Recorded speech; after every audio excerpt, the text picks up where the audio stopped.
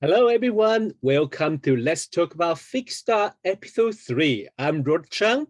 In every episode of Let's Talk About Fixed Star, me and Christian will choose a fixed star and the constellation. We'll go through their meaning in the astrology, and the Christian usually will bring us like a fantastic story behind this star and the constellation. And usually we will discuss a little bit like how the different culture looking for these stars. So today we are going to talk about a fixed star has a strange name because, well, to be honest, when you learn the fixed stars, I think at the same time you are learning a lot of different language, either Greek, either Arabic, or either Latin. And then every time you just like, what does that mean? So this fixed star, well, it's called Ras Alghethi. I even don't know, am I correctly pronounce it? Anyway, I don't think it's English, so it's okay. So hello, Chris. Hi, Rod. So yes, today we're going to talk about this Ras Alghethi, how you read it. Yeah, a lot of different people have a different way of talking about it, saying Yes, it. So it's yeah. really, some are saying Ras Alghethi in German. We Uh-huh. say Ras Alghethi. Oh, Ras So, Alghethi. Yeah, okay. That sounds quite Haagen-Dazs or something. Yummy. Okay, but what does this star mean? I think how I notice this star, Ras Alghethi, forget to mention, it is in the constellation of Hercules. So I think today we're going to talk about a lot of mythology then, because Hercules has a lot of story to tell. But why Hercules have this strange name, Ras Alghetti? Yeah.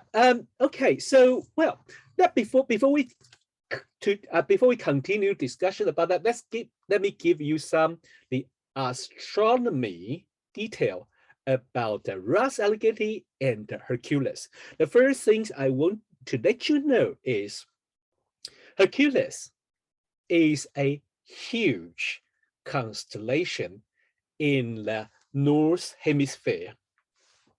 I think in the totally 88 constellation, he is the number 5, the big 5, one of the big 5 constellation. And I don't know, do you know what is the biggest constellation? Okay. Hydra. Do you know what is the biggest one? Hydra. Oh, no wonder the fixed star expert is Hydra.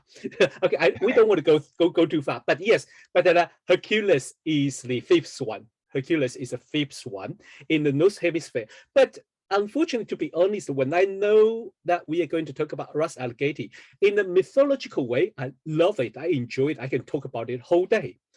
But in astrophotography side, boring, really, because this constellation, sorry, Hercules, sorry, Hercule, because this constellation usually is a lot of a dim star.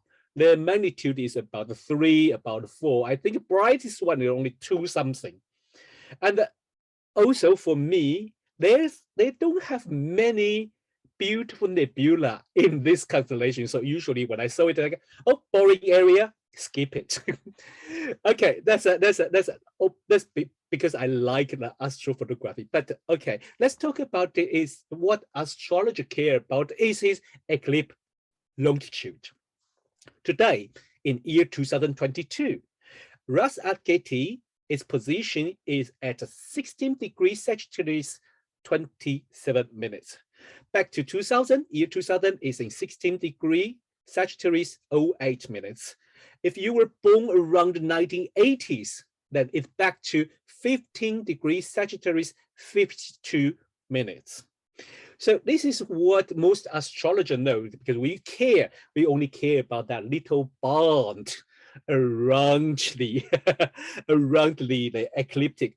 Well, to be honest, Ras Alghethi, although is part of Hercules, is quite close to North Pole, but the Ras Alghethi is not that far from ecliptic. It's kind of close, quite close, because it's like some picture drawing the Hercules face to face, like he going to kiss Ophiuchus. Well, they are classmates, so maybe, you know, there's something between them. But anyway, so when you see the sky chart, Hercules is upside down, and then his face is toward to the serpent bear Ophiuchus. So, and Ophiuchus is right above Scorpion. That means when you see the Scorpion constellation in the sky, you know the Hercules is around. Hercules is around. It's just right above, just toward to the center part of the sky. Okay, another thing interesting for astrologer is how Elizabeth Epstein and Vivian Robson interpret these two stars, which quite interesting. There is one part they are not agree with each other. The first, because astrologer can more familiar with planet. So that's how they read it. So the first Ptolemy and the Vivian Robson thinking the whole Hercules constellation has Mercury nature, which means swift, which means they may be intelligence, or they may be good in negotiation, or maybe, you know, maybe good in business. Then Vivian Robson say it says to give strength of character and a tendency and a fixed purpose. So they also have like a kind of fixed mind. They want to do something, but they also have like a nature toward to dangerous passion. Interestingly, Elizabeth Epstein say, you know, the head of Nila Hercules possesses a character of a Mars and Mercury nature, but with a slightly blend Mercury. I don't know why she say that, but would be interesting. I think when you read her last line, you know why. So, well, if in good aspect is supposed to give much enjoyment and the favor from woman, well, I think this book writing in early 20th century, late 19th century. So it's not still quite progressive, you know. So she assumed that her reader are men. So only focus on woman. Okay. However, if unconnected with helpful planet, it says cause much irritation, especially in connection with female sex. Again, only told to women. So that means both everyone, doesn't matter you are male or female. If you born under influence of Hercules, you might have sex with women, or you will have trouble with female sex. Anyway, I think that's why she focused on Mars, Venus. I think she's thinking about relationship. That's why I think she ignored the little bit Mercury bit, but talking about the Mars, Venus. But also he said the very Mars nature, Ras Alghethi correspond to boldness and driven game power, which I think is not her invention. I think all the other ancient astrologer may have think about this, because when you think about it in the mythology, how Hercules performed his, you know, 12 labors and how he overcome all those challenge and kill those monster, lion and the dragon, all that kind of thing. I think you have to be brave and you kind of, you know, take a lot of action. So let's see how Marcus Manilius talking about the Hercules. Well, he writing, to be honest, I have to be honest with you, Christian, but I think you agree with me, is Manilius' translation is entitled a very beautiful style English, which for me, I will have to check every single vocabulary to today's English.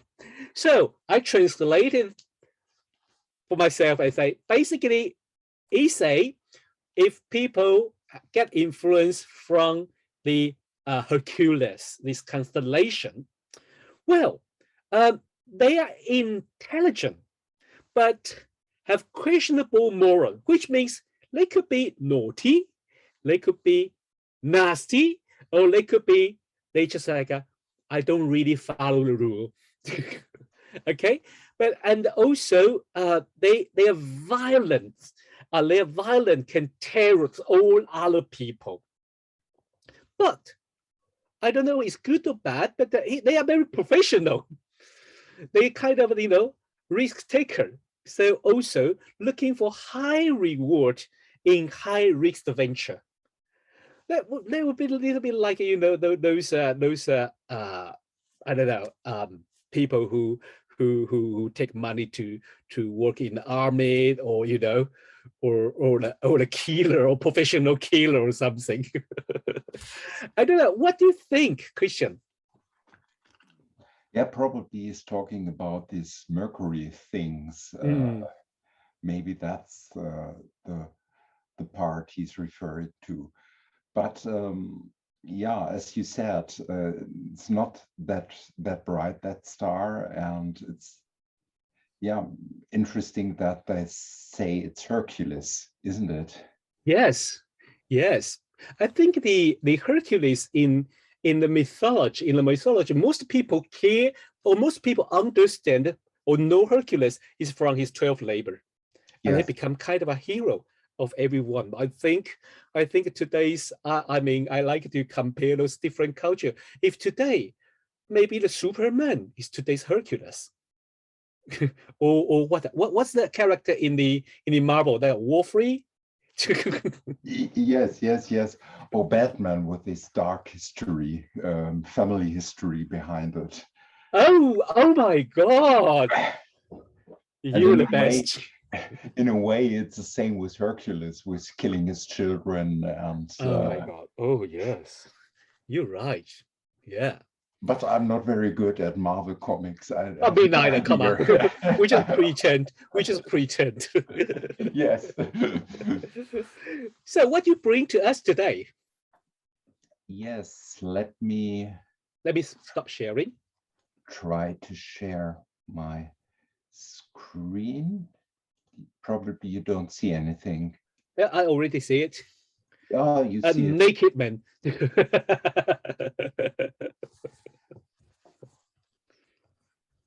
So, I have to go back. That was too quick. I pressed too much buttons. So, as you said, it's not a very bright star, but it's not a very bright constellation. But the constellation of Hercules, it's the third brightest star. And Hercules as a constellation was already known in antiquity and was also included by Ptolemy in his 48 constellations. And the name derives, the name Ras Alghethi, or however you pronounce it correctly, derives from a translation of the Almagest, and it's Arabic and means head of the kneeler. And the mythological origin of the constellation was and is quite unclear. And as you can see in the picture, it shows a kneeling man, and he's always upside down. In his right hand, he swings a club, and as you can see in his left hand, he holds a branch in which snakes are coiling. Yeah. And he has one arm bent and the right foot on the dragon's head, the constellation Draco. And the Greek knew the constellation as the kneeling one, or the phantom. Now it's getting more like Batman. Yeah. So he's also called the phantom, like a ghost. Yes. Okay. Always in the dark, Batman. But yes, I think so. And around 400 BCE, Panasius equated the constellation with the mythical Hercules, and Panasius was an uncle or a cousin of the historian Herodotus. And 200 years later, Eratosthenes ventured another attempt to equate the kneeler with Hercules. And since The latter is above the constellation Draco. Presumably, he saw here the celestial equivalent of the myth about Hercules and the dragon Ladon, who guards golden apples of the Hesperides. And more than 200 years after Eratosthenes, Manilius wrote, and you already mentioned Manilius, it's quite a beautiful poem, and I'm really glad that there is a German translation. Difficult to read. Otherwise, it would be the same. I have to look up every vocabulary.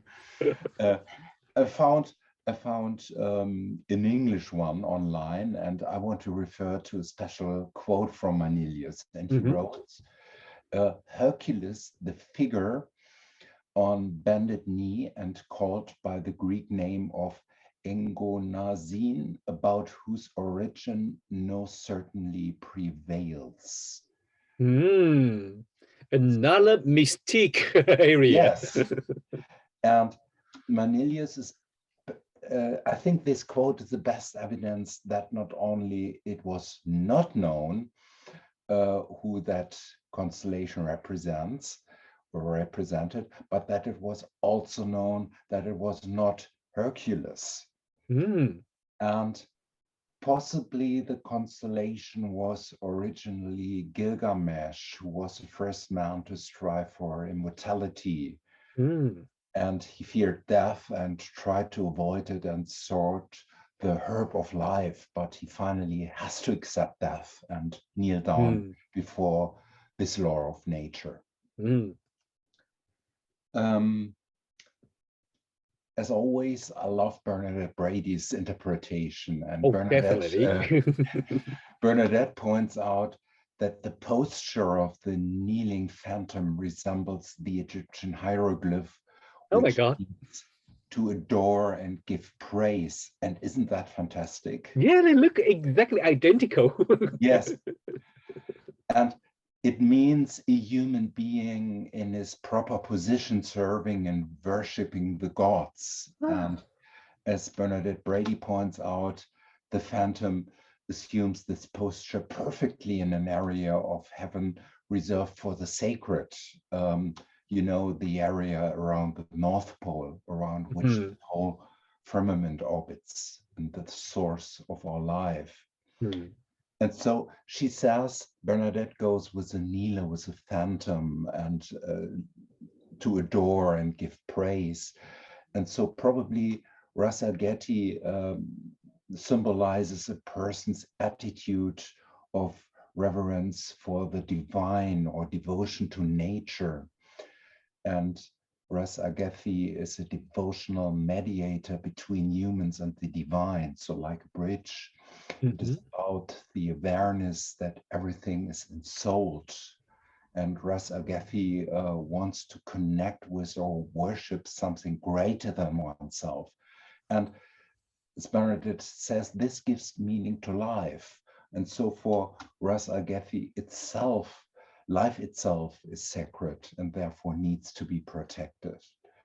And everything is intertwined and has its place in the divine cycles and harmonies of nature. And so Ras Alghethi has an intuitive access to these natural rhythms, and Ras Alghethi knows what is needed so that everything can reach its full potential. So everything is held together by love. And for Ras Alghethi, there is no difference between outer and inner nature. The cosmos is in perfect balance, and people who have strong placements with Ras Alghethi love nature and feel a strong affinity for issues such as spiritual ecology and environmental protection or climate change.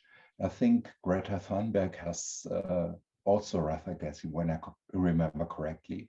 That's why she say, "How dare you?" Yes, exactly. Yeah.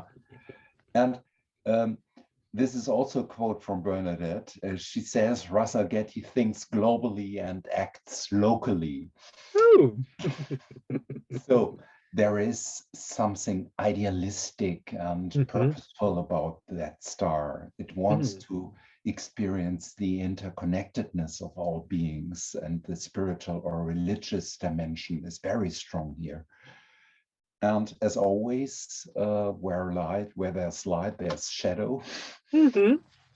Probably the shadow side of the star is, although everything is connected to everything, there is still such a thing as individuality and boundaries. Thank God there are. Yep. And it's important to become aware of one's own boundaries and allow oneself to live one's individuality. And you can only achieve something here on planet Earth if there is a healthy sense of self, rather than just the big we. And another shadow side, as Bernadette says, is the adoration of another person. So being an admirer or a fan. So it's quite an interesting star. And yes. now I'm very curious, as always, the last 2 episodes. I'm so curious what you have to say about the Chinese culture in view on this star. Yes, and okay, before I jump into the Chinese culture, I want to discuss something is like more like what we mentioned about Hercules and Gilgamesh, because you mentioned about Gilgamesh. I find they in the big. I think their story probably they are similar story, you know, but a different time, different version. Like we say today, they would become the Superman or Batman, or Wolverine, you know. But in the Greek version is Hercules, and in the Babylonian time is Gilgamesh. They both superhuman. They both have superpower, super strength, and they both face a lot of challenge. They both face a lot of challenge to overcome one after another challenge. But they both have female goddess as enemy. So interesting. Yes, you're right. Yeah. Hercules has Hera. Gilgamesh has Inanna Ishtar. Yes. Yes. But for different reason. For different reason.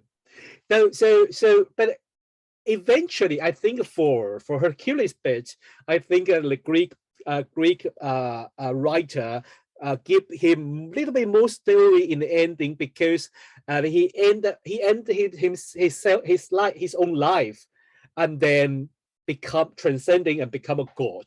But the story say when he become a god, he have to make a peace with Hera.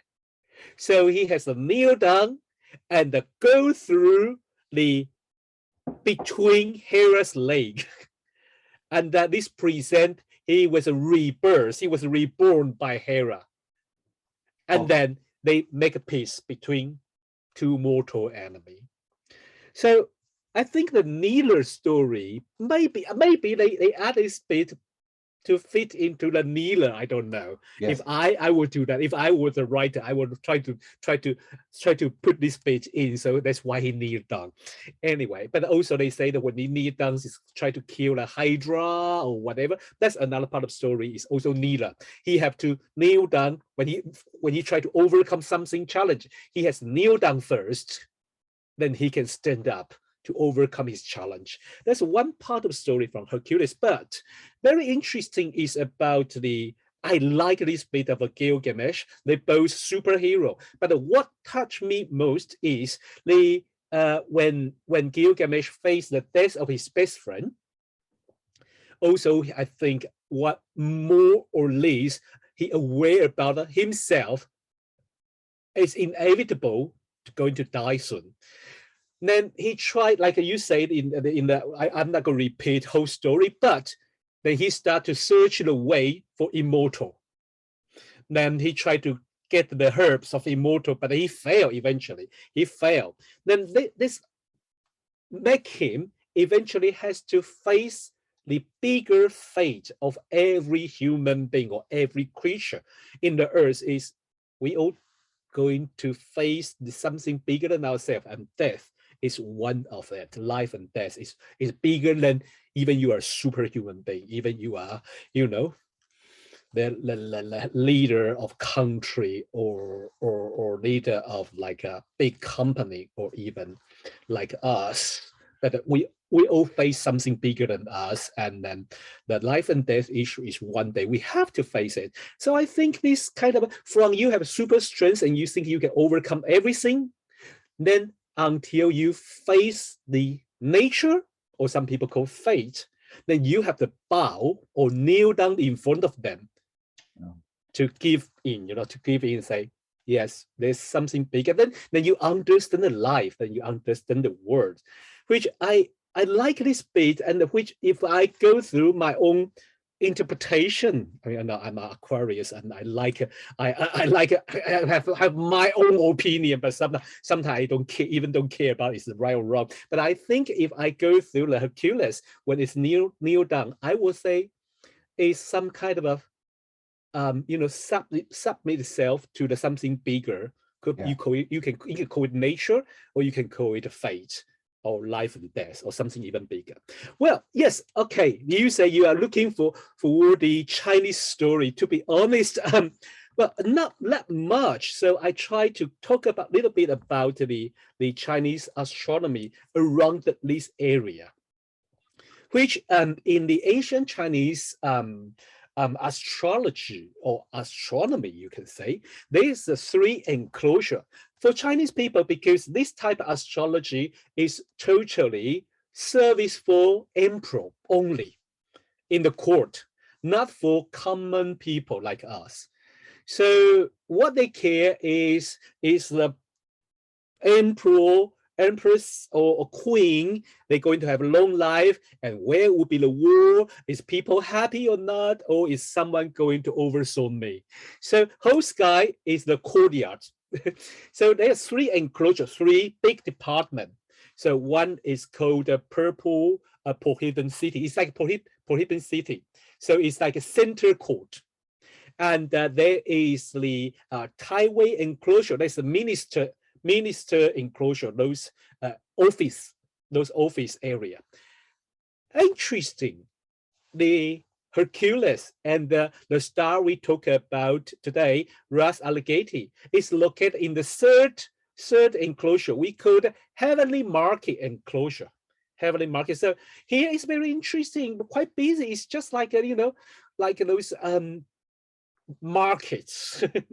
So you will have a slaughterhouse here, and you will have that closed market, and you will also have that measurement like a scoop or gauge. But interesting, when I see this area and I see Ras Alghethi in the Chinese astronomy represent the throne, I was like, wow, why? And it's not only one throne. There's a throne, and on the one side there's a market, so a prince, maybe his relative, but in another side there's the entrance, those servant, that's court servant. So it's really like an emperor going to sit here. So here is the seat for the sky emperor. He's the seat for the sky emperor, and in the history record, it represents this area. Say it's a symbol of the leader. It's the symbol of the leader. But also interesting. This maybe I get influence from here, because when they talk about the throne, they are not only talk about where the sky emperor sits.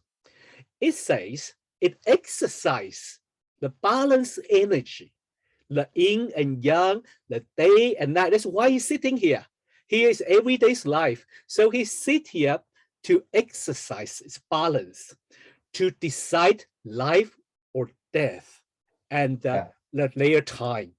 And once again, this balancing thing. Yes, and this execute the different season, the difference of the season.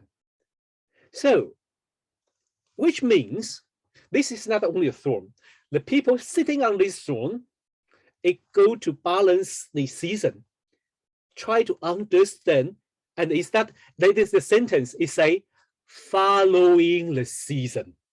So I think you are right. There is a nature, the adore for nature or love for nature there, because it's not just creating the rule. This emperor, when emperor sit on this seat, it observe everything, and it follow the season. It try to help people to fit into the seasonal change. When it's springtime, start to work. When it's summertime, do something else. And when it's autumn, prepare for the winter. All this kind of thing. This is what this fixed star in Chinese meaning is all about, because they say to follow the seasonal change. So yes, I think there is always, when we always talk about fixed star, there's always something, between the different culture. Yes. They are. Have I understood you correctly that this is a mundane marketplace, and in this marketplace you find this holy throne of the emperor, Yes, trying to balance the seasons and balancing the divine and the mundane things. So yes, therefore exactly. he has a throne on the market. Yes, because in the beginning I asked myself why he have a throne everywhere. He already have a throne in the center part of the sky, another throne somewhere else. Why here? Why in the market? Then I realized because he make people understanding and following the seasonal change. Then we think ancient leaders' role, they have to do this. Yes. Yeah. So yes, well, Oh, this is great. yeah. As always, Rod. This is so interesting. I think I enjoy this bit too, to try to make a different culture and to find that maybe they have some connection. Well, another thing, to be honest, like I said in the beginning, that this area for astrophotography is a little bit boring. They don't have many nebula.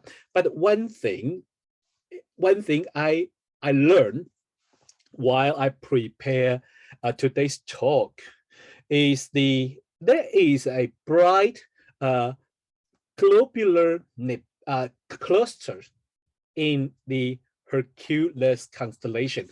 It's around his body, and this called Messier 13, or we call it M13, Globular Nebula. It has lot of interesting story here. When I learned this place. Okay, first things I learned is this globular cluster is one of the brightest globular cluster. Okay, so they usually quite dim and because quite distanted. So you can't see it very clear. But this one, I think its magnitude is something like around magnitude 5, which means if you are in somewhere have a clear sky and a dark seat, you may be able to see this cluster. But when you see it, it will be like a little tiny light dot. But if you have a nice pair of binocular, you probably can see what I just showed you. This photo I just took yesterday. For today's program, I said I have to show you how it looked like. So this is what we call a globular nebula. Not nebula, sorry. Globular cluster, which means lot of star, lot of galaxy put it together. So I remember there's one time, Christian, you and I were talking about the meaning of different nebula. But one of the things we think about, you mentioned it, I remember you mentioned that like a globular nebula somehow is more like a meaning of a collective theme. Yes, collective thing, and because globular clusters are that dense and they stay together, not like the Pleiades, which move away over millions and millions of years. Globular clusters stay nearly the same. So it's like a really close family or collective things that is stuck together like a religious group who shares one belief or whatever. So it's really dense and close, and the individual human does not count that much. Yeah, so I think one day I will put a study about this one because it is the one we can see. It's the one that we can see. So, you know, I'm quite happy to one day I will do a little bit more research about this globular cluster's influence on astrology. So far, what I do is only take a photo. Give us a favor, Rod. You showed me the picture before, and you zoomed in and out, and that was so fantastic. Please give us a favor and do that. I do that, right? Yes. Sorry. So what you see the beginning is like this. Yes.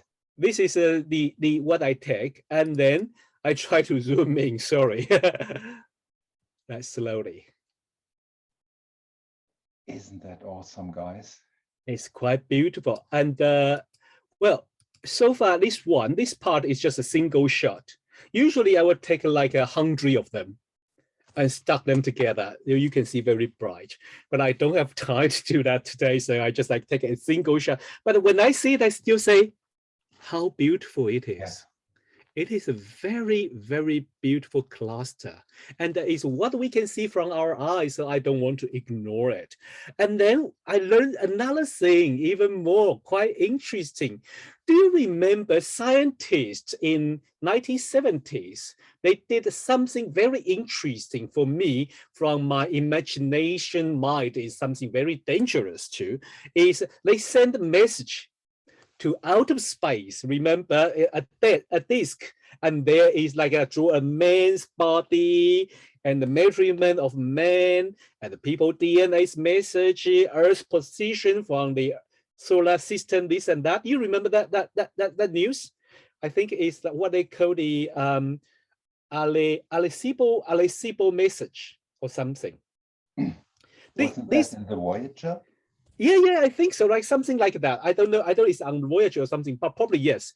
But they have a information. For me, I would take imagination. It's like, are you sending the all you can eat buffet invitation to aliens?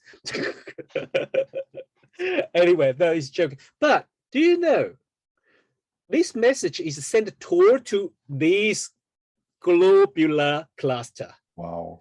The direction is here. They eventually will reach there many light years after. But it's that direction they send toward to here. So this is the message they're going to send, and they're going to receive from there. Well, this is today our let's talk about fixed star. Always enjoy the interesting chat and exchange what we learn in the astrology and the fixed star. Always enjoy Christian's story and your beautiful presentation. Thank you, Christian. Thank you, Rod, for this wonderful picture of the globular cluster and all your insights into the Chinese part and merging it with Gilgamesh. That was awesome. Thank you. I think we couldn't do this without each other. This is amazing collaboration together. Well, if you have any question, you can leave on the comment area, or you can send the message to the Telegram at AOAUK. You can find me on Instagram at AOAUKROD. And I just find out Christian also has the Instagram. Also, he said he didn't post anything. Well, it's a Christian Conic Astrology. You can read from here. Well, you're welcome to join our Facebook group. We have a Fixed Star Astrology group is right here, and our YouTube channel. So if you have any question, any comment, you can send us email aoa.inquiry@gmail.com. Well, I think this is, and today, this is our today's, let's talk about fixed star. Well, next week, we will have the AOA tutor team. Usually Monday, Marcus and Sue, we will talk about the monthly transit. And then next month, Christian and I, we will come back talk about another fixed star. So stay in tune and see you next month. Bye-bye. Bye-bye, guys.